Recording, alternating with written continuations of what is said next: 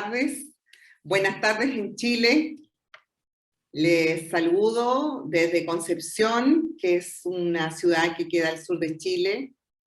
Un saludo muy cariñoso a todas y a todas quienes me están escuchando. Mi nombre es Sandra Valenzuela, soy académica, profesora titular de la Facultad de Enfermería de la Universidad de Concepción. Es para mí muy grato estar con ustedes hablando de un tema tan importante como es el liderazgo. Y agradezco la invitación de la doctora Gabriela Maldonado Muñiz, que me invitó del COMSE a hacer esta presentación. Espero conocerles en persona y estar con ustedes cuando ya pase toda esta pandemia y conocernos donde ustedes están asumiendo sus tareas y donde están estimulando la enfermería, ¿no es cierto?, para México, fundamentalmente. Por ahora también agradezco a mi amiga María de Jesús, que me acompaña en la grabación de esta conferencia. Voy a compartir con ustedes la pantalla. Bueno, como les decía, me invitaron del COMSE a compartir con ustedes mis ideas y mi revisión respecto al tema de cómo potenciar el liderazgo de enfermeras y enfermeros aún en situación de pandemia. Esto es muy importante porque el Consejo Internacional de Enfermeras nos llama el año 2018, una voz para liderar, la necesaria voz para liderar de enfermería. Y acuérdense que el año 2020 se celebró los 200 años del natalicio de Flores y nosotros teníamos todo un mandato de celebrar y toda una organización de celebrar el Nursing Now. Sin embargo, hay una serie de situaciones que todos estamos viviendo y sabemos lo difícil que ha sido cumplir con todo este mandato. Entonces, necesitamos conversarlo y yo agradezco mucho al CONCE que me haya invitado a exponer este tema. Quiero decirles que Chile en este minuto estamos en plena catástrofe, estamos en la segunda ola, y que ha sido muy difícil de disminuir los casos que suceden día a día. A diferencia de México, somos un país pequeño de 18 millones de habitantes, no obstante la enfermería aquí, la mayoría son enfermeras profesionales, y eso ha sido muy importante para ir avanzando a pesar de todo. Les quiero comentar que voy a dividir mi exposición en tres momentos. En una primera parte voy a hablar de pandemia y los impactos en el trabajo y la salud. Posteriormente voy a presentarles sobre salud y seguridad de las y los enfermeros y cómo mejorar la visibilidad y mejorar el liderazgo y una voz para liderar que de alguna manera es el mandato del Consejo Internacional de Enfermeras. Bueno, la primera, ¿no es cierto?, el primer momento voy a hablarles sobre el impacto en el trabajo y salud de la pandemia.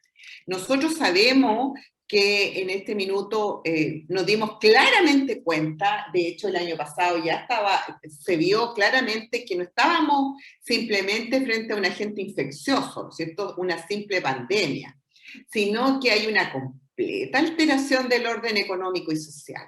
O sea, esta pandemia traspasa todo lo que nos hayamos, y supera todo aquello que nos hayamos imaginado. O sea, nunca pensamos que iba a ser tan importante esta situación y ser tan afectados. O sea, los países cada día están más pobres, las mujeres están más, ¿no es cierto?, han perdido más el trabajo que los varones, se ha mostrado que hay una desigualdad y una inequidad terrible. Alguien comentaba y decía, es que el virus es democrático. El virus no es democrático, el virus ha acentuado las diferencias en todos los aspectos. Es una situación, si quisiéramos, ¿no es cierto?, definirla, es una situación excepcional. Nuestro entorno se ha visto alterado claramente y ha impactado las rutinas cotidianas, familiares, laborales y sociales de todas las personas. ¿Ah? Esta situación desconocida, por cierto, genera una gran incertidumbre, no sabemos cuándo va a pasar, queremos volver a nuestra normalidad o medianamente la normalidad que teníamos. Hemos tenido que adaptarnos, buscar soluciones nuevas, ¿no es cierto? El teletrabajo, hay elementos que nos ha facilitado, sí, la cercanía, como esto, por ejemplo, esta posibilidad que tengo yo de estarles hablando desde tan lejos, de una tierra tan lejana a la de ustedes, es una posibilidad que nos ha permitido desarrollar la pandemia, pero lógicamente quisiéramos que no fuera así, que no estuviera mediada por ella, ¿no es cierto? Entonces hemos tenido que buscar soluciones nuevas. Nuestra rutina personal, laboral y social se ha visto claramente afectada y es importante entender que de una u otra manera hemos sido todos afectados y seremos todos afectados. O sea, lógico que quienes están en primera línea trabajando y tratando de salvar a otros son los que están más complicados en este minuto. Y vamos a ver por qué. ¿Qué hemos observado? Hemos observado que los trabajadores en general, ¿no es cierto?, están expuestos a una gran fragilidad e indefensión ante los cambios originados en el entorno, que la pandemia que nos hace, ¿no es cierto?, estamos todos involucrados. También hemos observado que hay un desamparo institucional desde el Estado. O sea, hay un Estado claramente negligente. Al inicio, lógico, era algo que era totalmente desconocido, pero ha sido muy negligente para actuar. En muchos países la tardanza en las vacunaciones, la tardanza para enfrentar cierre de frontera, la tardanza para buscar apoyo en los equipos de salud, es claramente una negligencia y a futuro en el análisis, ¿no es cierto?, se verá quiénes o cómo lo hicieron mejor.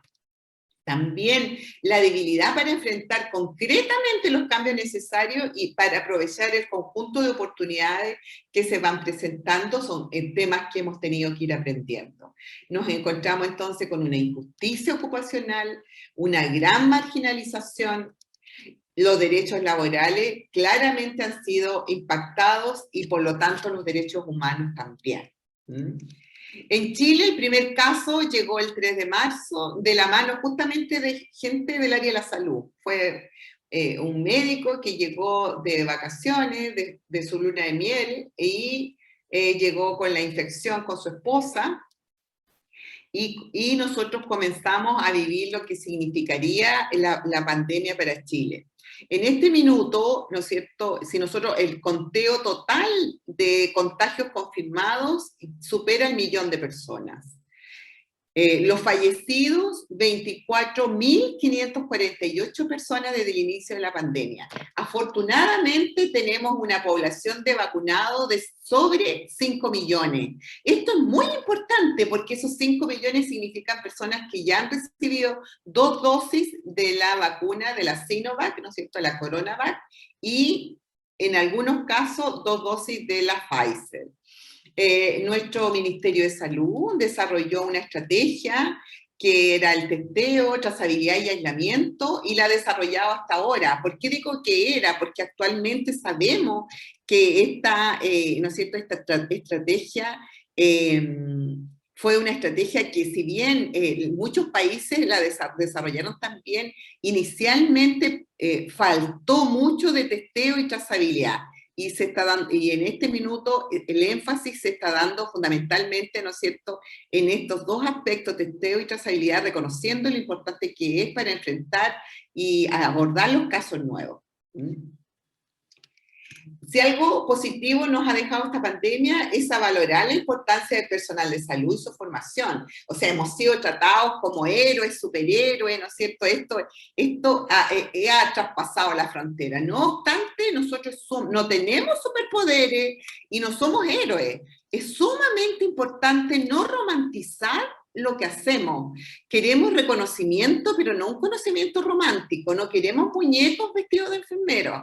Queremos sí que nos reconozcan todo lo que se ha hecho, porque enfermería venía ya con una precarización de sus espacios laborales y sus condiciones de trabajo claramente venían en desmedro y claramente había violencia en los espacios laborales, había precariedad en los sueldos, hay precariedad todavía en los sueldos, hay poco reconocimiento a la labor profesional que realizamos. Entonces, se le ha puesto una gran presión a la pandemia, hay exigencia de turno extraordinario, un enorme volumen de trabajo y en ocasiones nuestros colegas, quienes están sobre todo en primera línea, viven situaciones traumáticas y se ven enfrentados a situaciones difíciles. Han tenido que enfrentar una tasa de muerte, ¿no es cierto?, de letalidad sin precedentes y deben vivir además con el temor de contagiar a su propia familia y contagiarse ellos. Esto lo ha destacado de manera muy fuerte en la Organización Internacional del Trabajo. En Chile se hizo un webinar, ¿no es cierto?, un encuentro entre enfermeras coordinadoras, gestoras de diferentes hospitales importantes a nivel regional. Entonces se juntaron todas estas enfermeras y se les consultó cuál ha sido lo más complicado que les ha tocado vivir como enfermeras gestoras, enfermeras líderes de los hospitales que han tenido que ser reconvertidos, ¿no es cierto? Y lo que ellas expresaron es que hubo varias cosas importantes para ellas. Por ejemplo, preparar al personal para asumir la atención y los cuidados de enfermos críticos, organizar espacios para recibir a pacientes COVID, convertir camas, contener la frustración, dar contención a los miembros de los equipos y enfrentar junto a ellas y ellos los miedos personales. No ha sido una tarea fácil para nuestras colegas que asumen los liderazgos. Ha sido una tarea altamente demandante y compleja. Se estima en un 10 o un 20% de la población infectada de COVID-19 son trabajadores de la salud. Esa estimación, ¿no es cierto?, nos lleva a pensar de que tenemos que saber efectivamente nosotros cuántos son en la realidad quienes se han enfermado. Sabemos que hay fallecidos, y hay muchos, y de todas las áreas de la salud hay fallecidos. La Organización Mundial de la Salud el año 2020 nos decía a través de un importante documento que se llama Situación de la Enfermería en el Mundo, que era necesario invertir en educación, empleo y liderazgo para enfermería, porque eso estaba muy asociado con la calidad de la atención, está muy asociado con la recuperación de las personas, está muy asociado con la ausencia de mortalidad o disminución de la mortalidad en los hospitales, con la mejor atención en la atención primaria de salud. Entonces, la Organización Mundial de la Salud, cuando nos dice invertir en educación, empleo y liderazgo, es muy importante. El 2020 nos dice que hay medidas necesarias, que hay que invertir en el profesorado de enfermería, que es necesario la disponibilidad de lugares para realizar prácticas clínicas y el acceso de los programas ofrecidos para atraer un estudiantado variado, que estudiar para ser enfermera o enfermero debería emerger como una opción profesional con fuertes raíces en la ciencia, o sea, en la investigación, en la tecnología, en el trabajo en equipo y la equidad sanitaria. ¿Quién nos está diciendo eso? Que además un fuerte componente ético. ¿Qué pasa con la salud y seguridad de las y los enfermeros? Nosotros sabemos que trabajo y salud se conforman en una relación claramente muy estrecha y que uno influye en el otro, el trabajo influye en la salud y la salud influye en el trabajo. Hay dos documentos, uno de la Organización Mundial de la Salud de septiembre del año 2020 y otro de la Organización Internacional del Trabajo, que nos dice que los países deberían asegurar condiciones de trabajo seguras y justas, con un salario justo para los trabajadores de la salud. Y que es especialmente importante porque un 2/3 de la fuerza laboral en salud son mujeres. Fíjense, el 2/3 son mujeres en su mayoría. ¿Y cómo protegerlos? ¿De qué manera? La Organización Internacional del Trabajo nos dice que hay 5 maneras que nosotros podríamos concentrarlo en 5 formas de proteger al personal de salud durante la crisis del COVID. Y este departamento es el Departamento de Políticas Sectoriales que nos da, ¿no es cierto?, o nos recuerda cómo hacerlo. Hay 2 expertas, Wiskop y Hoff, que el año pasado nos exponen ¿no es cierto?, cómo cuidar la salud del personal de salud. Nos dice preservando su seguridad, los elementos de protección personal, ¿no es cierto? No solamente de los trabajadores propiamente tal de salud, sino de los de lavandería, los que están a cargo de la limpieza, los que están a cargo de la eliminación de los desechos sanitarios. Deben tener y disponer de equipos de protección personal suficiente y enseñarles su utilización correcta. O sea, aquí es muy importante el uso de protocolos, por ejemplo, como de la disponibilidad de pruebas de detección de la infección por COVID, para preservar y controlar cómo está evolucionando y trabajando, desarrollándose, ¿no es cierto?, el personal de salud. También debemos preocuparnos de su salud mental. Ellos están jornadas, ¿no es cierto?, claramente extensas, todas de 24 horas y más, una tremenda exigencia de turnos extraordinarios, enorme volumen de trabajo y en ocasiones se ven situaciones traumáticas y decisiones difíciles. Muchos han tenido que vivir los duelos con sus pacientes, ¿no es cierto?, el duelo con ellos. Vigilar que no sobrepasen sus horas de trabajo. Yo les decía, por lo menos aquí en Chile, están trabajando 24 horas. Y muchos de ellos ni siquiera tienen tiempo de descanso, o sea, son 24 horas corridas. ¿Por qué? Porque no tienen dónde descansar, ¿cierto? Por descansar en condiciones que no vulneren su seguridad, ¿ya? Porque existían antes condiciones que ¿no es cierto?, las enfermeras se acomodaban para levantar sus pies y para descansar en posición, ¿no es cierto?, de cúbito dorsal un rato y reponerse. No obstante, las condiciones de aislamiento que tienen que tener para tener un descanso seguro, un reponedor, o al menos de un par de horas, no lo tienen. Entonces, la carga de trabajo adicional, horas de trabajo prolongada y la falta de periodos de descanso están ausentes nuestros colegas. Continúan trabajando muchas de ellas mujeres. Dijimos que hay un porcentaje importante de trabajadores de la salud que son mujeres, estimado en 2/3. Y en el caso de la enfermera, el 89% de los profesionales de enfermería son mujeres. Entonces, la mayoría continúan trabajando en su casa porque además tienen hijos, familiares a cargo. Proteger a quienes tienen un contrato temporal y a los voluntarios. Sabemos que han sido convocados estudiantes de enfermería, personal de reemplazo, ¿cierto? Y esto es muy importante, que ellos también tengan condiciones de seguridad y que ellos también sientan de que estamos pensando en ellos y tengan sus remuneraciones justas. Contratar y formar a más personal de salud en escuelas acreditadas. Esta es una demanda para nosotros como formadores. En el caso mío, que soy académico, ¿no es cierto?, es muy importante el tema de la calidad de la educación. Y la acreditación de las escuelas de enfermería está asociada con la calidad. Entonces, es sumamente importante invertir en todos los sistemas de salud para que puedan contratar, desplegar y mantener un número suficiente de trabajadores de la salud bien formados, respaldados y motivados, y de atender. Hay profesionales de la salud que ya están, ¿no es cierto?, entrando más en la longevidad. Hay que pensar en el reciclado de la población de trabajadores de la salud, porque es una población que tiende al envejecimiento en este minuto. La pandemia causada por el COVID-19 vuelve a poner de manifiesto la importante necesidad de una fuerza de trabajo sanitaria fuerte.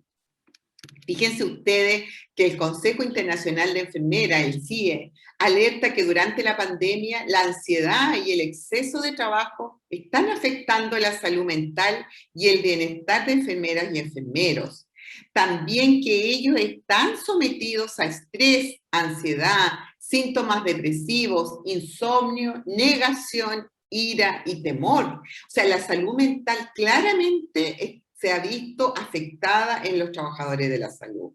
Hay un documento que es un levantamiento, una investigación cualitativa que se hizo a través de entrevistas en México, en enfermeras mexicanas, y dice, hay ¿no es cierto?, en esta entrevista, una enfermera dice, quería acostarme, descansar, pero sabía que no iba a dormir, tenía pesadillas todos los días, veía hospitales, camas, intubados, muertos, me despertaba en la madrugada sudando. ¿Cierto? Es una tremenda demanda que ha significado para las personas que el Consejo Internacional de Enfermeros está hablando ya de un estrés postraumático, ¿ah? Un estrés postraumático asociado a la pandemia. México es uno de los países, por ejemplo, que incluso se ha documentado más agresiones contra trabajadores y personal sanitario. Pero esta situación excepcional por la crisis del COVID se une a una realidad más profunda que viven los trabajadores de la salud, que es la enorme desigualdad en los puestos de trabajo. Y eso es algo que ustedes tienen, hay que solucionarlo. Nosotros estamos en eso también, en la lucha, en este minuto. Hay momentos en los cuales, ¿no es cierto?, uno tiene que poner en el tapete la situación del trabajador de salud. Y los trabajadores, en el caso nuestro de enfermería, es importante, como le decía, no romantizar esta situación, tenemos que hacerla visible. Como le decía, el personal sanitario se enfrenta a estresores laborales muy intensos, jornadas laborales prolongadas, sobrecarga, instrucciones y medidas de seguridad estrictas, la necesidad permanente de concentración y vigilancia que genera mayor cansancio. También hay escasez de equipos de protección personal. Hay algunos lugares en los cuales no existen con tanta facilidad de estar reponiendo, ¿no es cierto?, ese material.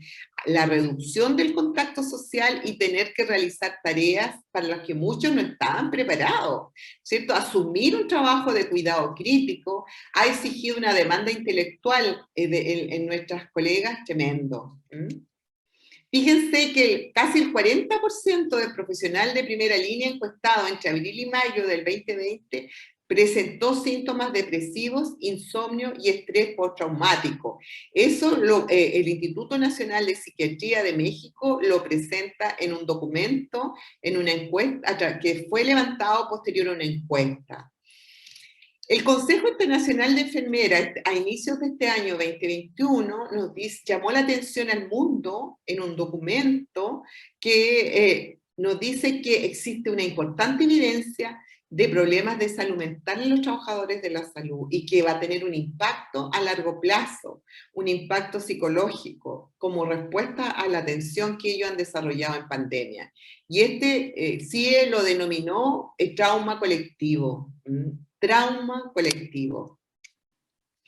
También el CIE, junto con la Organización Mundial de la Salud, estiman que al menos 3.000 enfermeras y enfermeros han muerto por coronavirus y que la mayoría se plantea dejar su puesto. Hay muchos que han anticipado sus jubilaciones, hay muchos que están con licencias médicas y no hay cómo esa licencia reemplazarles. ¿Ah? Entonces, esto está generando, fíjense que este documento de la OMS se discutió el 11 de marzo del 2021, esto está mostrando la necesaria fuerza de trabajo de enfermería, necesitamos formar más enfermeras, más profesionales, y el Consejo Internacional de Enfermeras este año, a inicio de año, estimó que existe un déficit potencial de hasta 13 millones de profesionales de enfermería.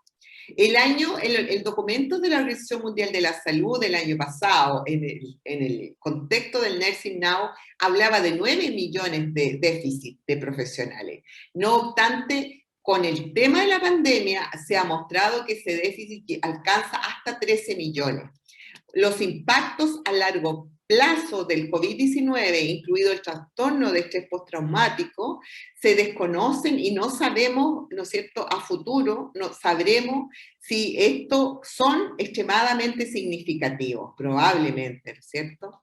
Actualmente no sabemos qué va a pasar con nuestras colegas y nuestros colegas que van a sobrevivir a este trabajo duro que les ha tocado desarrollar. Pero el trabajo tiene que continuar. Nosotros sabemos que posterior al coronavirus vienen una oleada, ¿no es cierto?, de enfermedades crónicas una oleada de problemas que han sido postergados y que requerirán la participación de enfermeras y enfermeros, que requerirán una adecuada respuesta sanitaria. Por ejemplo, la posibilidad de rebrotes ocasionales. Sabemos que nosotros ya estamos en una segunda ola. Estamos ya en una segunda ola, no sabemos si hemos llegado todavía al pic, pero sí estamos viviendo una segunda ola con mucha fuerza. De hecho, hoy día hubo 218 fallecidos el día de hoy, y que es el número más alto de fallecidos desde el inicio de la pandemia. También las secuelas ocasionadas por los efectos directos e indirectos de la COVID-19, la desatención a los problemas no atendidos durante la pandemia, porque fueron concentradas la energía hacia el tratamiento de aquellos infectados, la atención en residencia, especialmente en las personas mayores, las consecuencias de la deprivación y la pobreza como resultado de la crisis económica. Dijimos que la pandemia también era una crisis social. Y el efecto de la pandemia sobre la salud mental, que va a ser terrible, ¿ah? Y esperamos tener herramientas para poder abordarlo. También tenemos que reconocer que una tarea ardua donde está la enfermería involucrada en la vacunación, y esto es muy importante, lo puse aquí, lo agregué como una tarea que tenemos que desarrollar y probablemente vayamos a tener que continuar. ¿Qué hacer? Bueno, el COMSE lo tiene claro, ¿no es cierto? Mejorar el liderazgo, mejorar la visibilidad de enfermería por lo importante que es en la tarea que desarrollamos, lo importante que es la tarea de enfermería. Entonces, ¿cómo? ¿De qué manera? Fíjense ustedes que la Organización Mundial de la Salud nos está diciendo que el 70% del personal sanitario completo, ¿no es cierto?, si tomamos a todas las áreas de salud, son mujeres, pero solo el 25% ocupa puestos de responsabilidad. En el caso de enfermería es mayor, se estima en un 90% de las mujeres de enfermería, el grupo ocupacional más numeroso del sector de la salud, ¿no es cierto?, el 90% son mujeres, o sea, es un poco mayor. La OMS también hace que les manda a los gobiernos a través de un documento, ¿no es cierto?, levanta políticas de recomendación, dice que es necesario reforzar y promover las capacidades de liderazgo, gobernanza y gestión del personal de enfermería. ¿Por qué? Para fomentar los programas pertinentes en formación teórica, salud, empleo y también en cuestiones de género. Optimizar el retorno de las inversiones actuales de enfermería mediante la adopción de las opciones normativas necesarias con respecto a la formación. O sea, tenemos que optimizar la formación teórica, el trabajo decente, una remuneración justa, la movilización, el ejercicio de la profesión, la productividad, la reglamentación y la fidelización del profesional de enfermería. ¿Ah? Acelerar y mantener inversiones adicionales en la formación teórica, competencias y puestos de trabajo del sector de enfermería.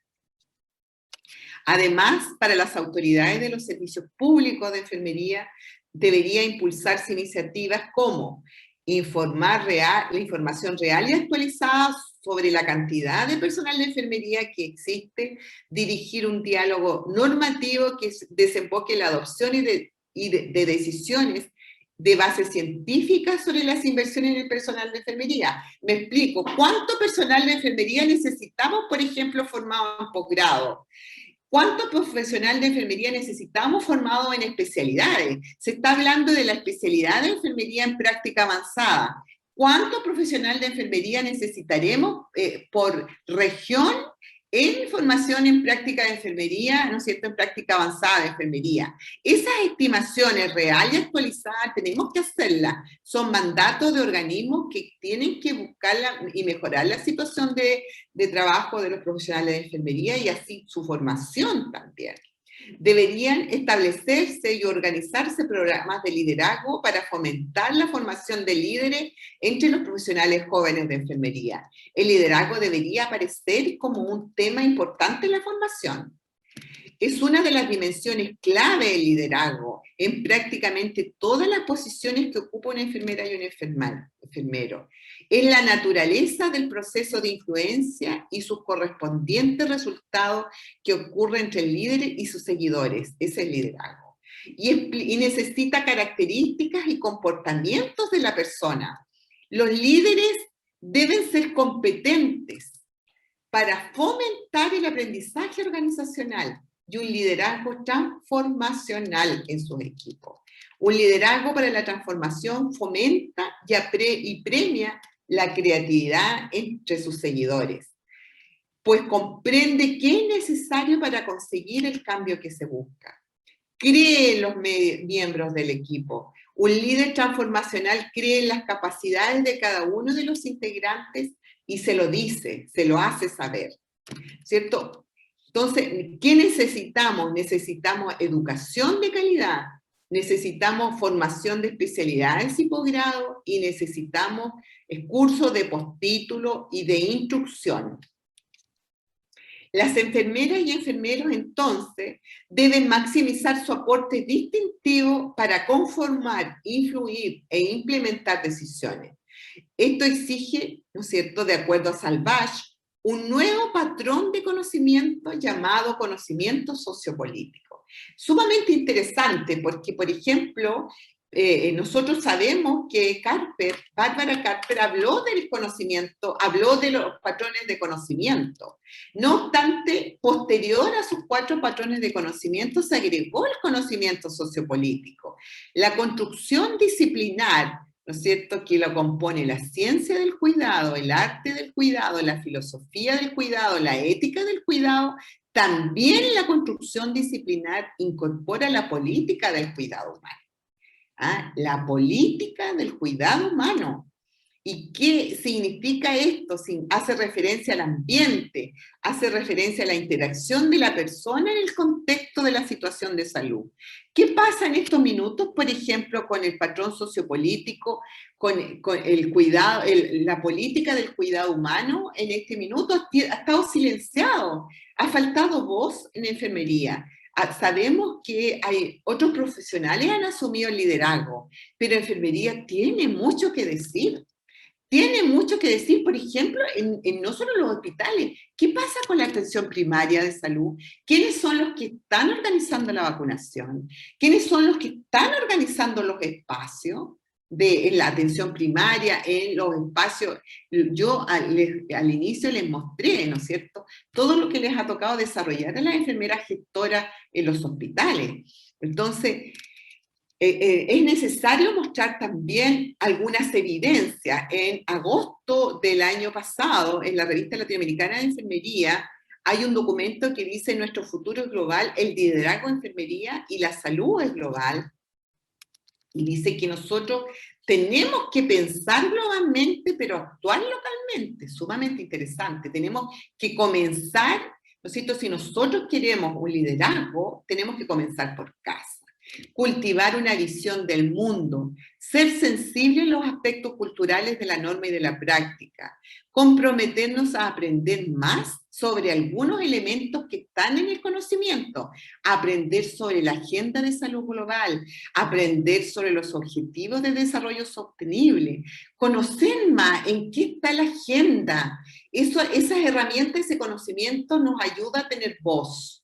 Conocer la postura de las organizaciones regionales e internacionales y de sus gobiernos nacionales y locales con respecto a asuntos claves de salud a nivel internacional, ¿no es cierto? Ejercer lobby en la defensa, sobre todo de las personas, de la ética del cuidado, ¿no es cierto?, del cuidado, comprometerse con eso. Involucrarse en cuestiones de salud global, trabajar en equipo con grupos, personas que tienen unas ideas similares, tanto a nivel nacional como internacional, a través de asociaciones profesionales, sindicatos, organismos técnicos, sociedades científicas. Defender, iniciar y documentar el rol de enfermería en las normas. Que la voz de las enfermeras se escuche tanto en materia de normas como en la práctica, que se escuche la voz, una voz para liderar, dice el Consejo Internacional de Enfermeras. Garantizar que los líderes de enfermería y los futuros graduados conozcan las normas y las políticas y sepan analizar su entorno, cómo desarrollar estrategias y cómo trabajar en conjunto con otros. Asumir y distribuir investigaciones para construir evidencia sobre la importancia y la efectividad que tiene enfermería cuando enfermería está presente. Yo le decía, enfermería cuando hay un número apropiado de enfermería hay disminución de costos. Cuando hay un número apropiado de enfermería hay mayor satisfacción usuaria. Cuando hay un número apropiado de enfermería hay menor mortalidad. Pero, ¿cuál es el número apropiado de enfermería? Hemos calculado el ratio, ¿no es cierto?, el promedio de profesionales de enfermería versus pacientes. Vamos a ir viendo eso. Entonces, compartir ideas y logros a través de debates, publicaciones, conferencias, medios sociales, internet, etc. Yo le estaba comentando recién, ¿qué dice? ¿Qué información tenemos? Tenemos mucha evidencia.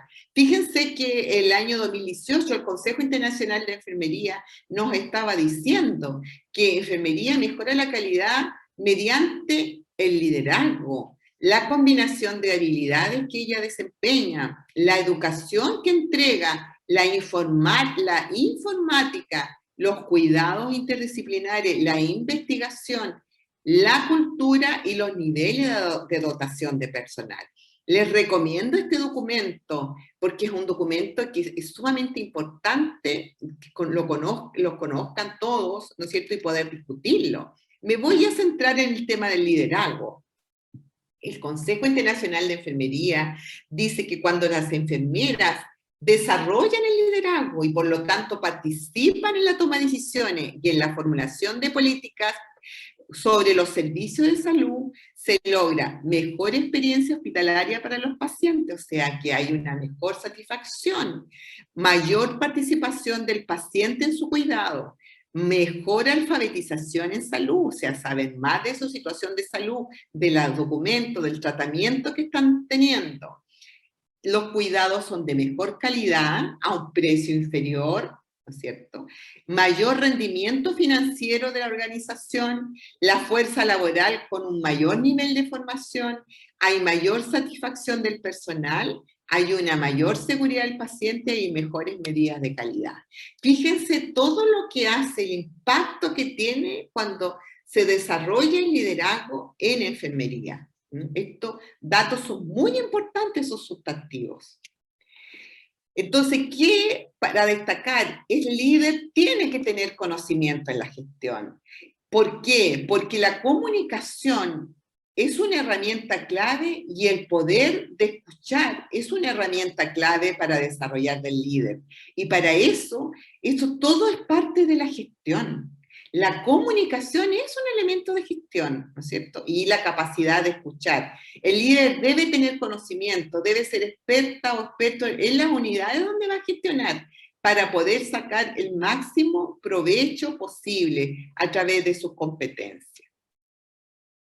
Necesitamos reconocer el papel de las y los enfermeros principalmente en 4 dimensiones.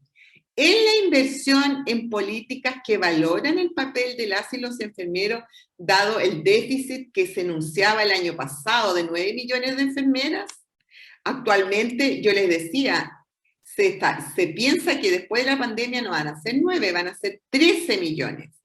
Tenemos que mejorar sus remuneraciones, hay que reconocer el rol que desempeñan, abordar las desigualdades de género y la falta de profesionales en puestos de liderazgo.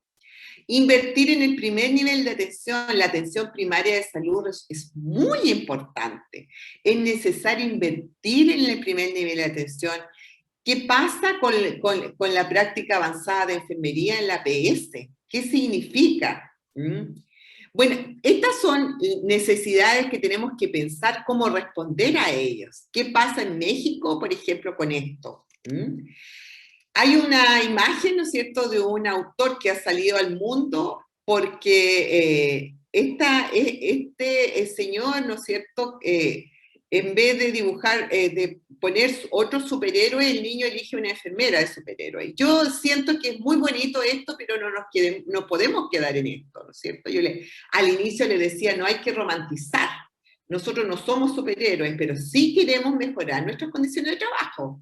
Eso sí. En el escenario actual que vivimos, dice Silvia Cassiani en una conferencia que dio el año pasado, dice, los profesionales de enfermería merecen no solo gratitud y aplausos, que estuvieron tan de moda de aplaudir, ¿no es cierto?, a los profesionales de salud, sino apoyo tangible e inversión para que puedan rendir al máximo sus competencias. ¿Inversión en qué? En educación, en posgrado, ¿cierto? En el número apropiado de enfermeras versus pacientes. Por lo tanto, la formación tiene que ser de calidad. Hay que formar a los profesores que están a ayudar, colaborar con la formación de los profesores que están formando a otros profesionales. Y bueno, ¿qué nos queda pendiente? Esto, ¿cierto? Y que yo espero para todos ustedes, me permito cerrar con esto, espero que todos podamos vacunarnos, la vacunación es una esperanza que nos queda para romper este círculo, ¿no es cierto?, de pandemia. Ya queremos de alguna manera comenzar a vivir una nueva normalidad. Sabemos que esto no va a ser rápido, cada día más nos damos cuenta que no es algo rápido, que va a ser una cosa, va a durar 1 o 2 años, se va a demorar en que esto vuelva a ser una situación, ¿no es cierto?, haya más cercanía y podamos nosotros viajar y podamos salir, ¿no es cierto? Pero no obstante, lo primero es lo primero, la vacunación, resguardarnos, protegernos y aprender también, ¿no es cierto?, estos momentos, desarrollar un buen aprendizaje y tratar de compartir estos temas. Muy bien, muy agradecida, estoy terminando. Muchas gracias. Aquí está mi correo, ¿cierto?, institucional, que lo comparto con ustedes. Muchas gracias. Hola, ¿qué tal? ¿Cómo estás? ¿Eres docente de enfermería y ya estás certificado por CONCE? ¡Felicidades! Pero, por alguna razón, ¿aún no te has certificado? ¿Qué estás esperando? Si tienes alguna duda, acompáñanos en este tutorial que fue creado especialmente para ti. Te preguntarás, ¿cómo se evalúa un docente? Bien, los docentes se evalúan a través de indicadores y contenidos. Los indicadores a evaluar son 6. Docencia y planeación, formación académica, producción académica, difusión de la disciplina, investigación y gestión. En cuanto a los contenidos, son 3. El portafolio de evidencias, que incluye los 6 indicadores, la evaluación semiestructurada de la planeación educativa, ya que todo docente enfermero debe saber sobre planeación educativa, y la evaluación estructurada del proceso de enfermería, ya que todo docente enfermero debe saber sobre el proceso de enfermería. Existen 4 áreas del desempeño docente en las que te puedes certificar. Estas son profesor de tiempo completo, profesor de medio tiempo o asignatura, profesor de campo clínico y directivo. Pero, ¿cómo se lleva a cabo este proceso? El proceso inicia con la solicitud de participación, la cual puede ser realizada por la institución educativa a la que perteneces o algún colegio. Una vez hecha la solicitud, se hace la entrega o envío de documentación, seguida del pago de certificación, que equivale a 3,000 pesos por sustentante. Se procede a la realización de la evaluación presencial. Después, la entrega de resultados a la institución educativa o colegio. Y por último, la ceremonia de entrega de certificados. Dentro de la documentación importante que debes de enviar de manera impresa, se encuentra el formato de solicitud, estudio socioeconómico, fotografías tamaño infantil y diploma, título, cédula, voucher de pago y, en caso de recertificación, copia del certificado anterior. De forma escaneada, el título, cédula, constancia laboral, dictamen de desempeño ético, identificación oficial y credencial del colegiado. Esta es opcional. La integración de tu portafolio de evidencias va a depender de tu tipo de contratación. En conclusión, la certificación docente incluye experiencia profesional, formación en la docencia, producción académica, difusión de la disciplina, investigación y gestión. Además, la evaluación de la planeación educativa y de un caso clínico mediante el proceso de enfermería, con el uso de patrones funcionales y las taxonomías NANDA, NIC, NO. Recuerda que tu certificación impacta en la formación de los futuros profesionales de enfermería. Te invitamos a que formes parte del gran grupo de docentes certificados en todo el país por CONCE. Hasta la próxima. Te veo en tu ceremonia de certificación.